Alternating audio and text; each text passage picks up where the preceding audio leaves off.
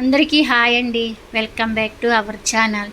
ఈరోజు మన వీడియోలో అయితే ఉల్లికారం పాలకూర కర్రీ అయితే చేశాను. ఈ కర్రీ అయితే రైస్లోకి, చపాతీలోకి, రోటీల్లోకి కూడా చాలా బాగుంటుందండి.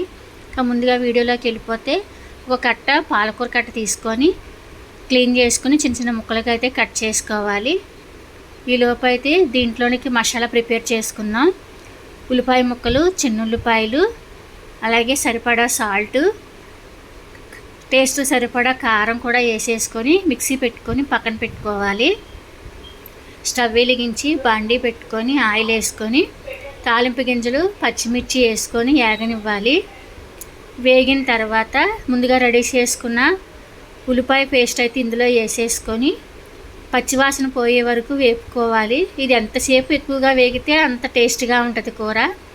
ఆయిల్ బయటకు వచ్చిన తర్వాత ఆకుకూర కూడా వేసేసుకొని మూత పెట్టుకొని మగ్గనివ్వాలి. ఇందులోనే కాస్త పసుపు కూడా వేసుకొని సరిపడా సాల్ట్ మళ్ళీ వేసుకొని చూస్తే కూర అయితే రెడీ అయిపోద్ది. అంతేనండి, ఉల్లికారం పాలకూర రెడీ అయిపోయింది.